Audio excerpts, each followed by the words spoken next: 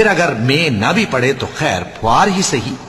اور اللہ تمہارے کاموں کو دیکھ رہا ہے۔ بھلا تم میں کوئی یہ چاہتا ہے کہ اس کا کھجوروں اور انگوروں کا باغ ہو جس میں نہریں بہہ رہی ہوں، اور اس میں اس کے لیے ہر قسم کے میوے موجود ہوں، اور اسے بڑھاپا آ پکڑے،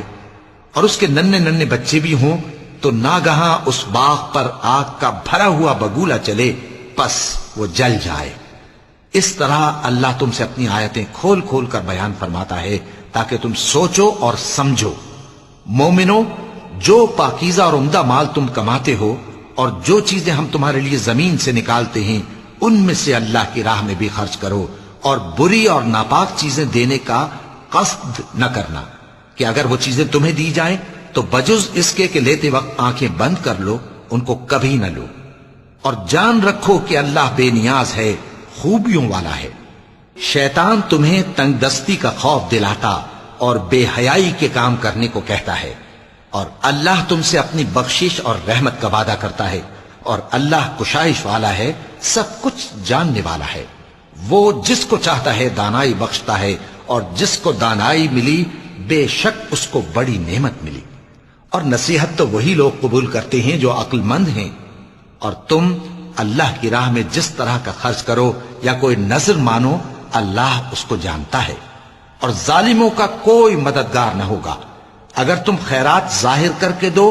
تو وہ بھی خوب ہے، اور اگر پوشیدہ دو اور دو بھی ضرورت مندوں کو تو یہ تمہارے لیے بہتر ہے،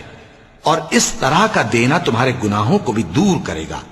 اور اللہ کو تمہارے سب کاموں کی خبر ہے۔ اے نبی صلی اللہ علیہ وآلہ وسلم، تم ان لوگوں کی ہدایت کے ذمہ دار نہیں ہو، بلکہ اللہ ہی جس کو چاہتا ہے ہدایت بخشتا ہے۔ اور مومنو، تم جو مال خرچ کرو گے تو اس کا فائدہ تمہیں کو ہے، اور تم تو جو خرچ کرو گے اللہ کی خوشنودی کے لیے کرو گے، اور جو مال تم خرچ کرو گے وہ تمہیں پورا پورا دے دیا جائے گا، اور تمہارا کچھ نقصان نہیں کیا جائے گا۔ اور ہاں، تم جو خرچ کرو گے تو ان حاجت مندوں کے لیے جو اللہ کی راہ میں رکے بیٹھے ہیں اور ملک میں کسی طرف جانے کی طاقت نہیں رکھتے اور مانگنے سے آر رکھتے ہیں، یہاں تک کہ نہ مانگنے کی وجہ سے ناواقف شخص ان کو تونگر خیال کرتا ہے، اور تم قیافے سے ان کو صاف پہچان لو کہ حاجت مند ہیں، اور شرم کے سبب لوگوں سے منہ پھوڑ کر اور لپٹ کر نہیں مانگ سکتے۔ اور تم جو مال خرچ کرو گے کچھ شک نہیں کہ اللہ اس کو جانتا ہے۔ جو لوگ اپنا مال رات اور دن اور پوشیدہ اور ظاہر اللہ کی راہ میں خرچ کرتے رہتے ہیں، ان کا صلہ ان کے پروردگار کے پاس ہے، اور ان کو قیامت کے دن نہ کسی طرح کا خوف ہوگا اور نہ غم۔ جو لوگ سود کھاتے ہیں وہ قبروں سے اس طرح حواس باختہ اٹھیں گے جیسے کسی کو جن نے لپٹ کر دیوانہ بنا دیا ہو، یہ اس لیے کہ وہ کہتے ہیں کہ سودا بیچنا بھی تو نفع کے لحاظ سے ویسا ہی ہے جیسے سود لینا، حالانکہ سودے کو اللہ نے حلال کیا ہے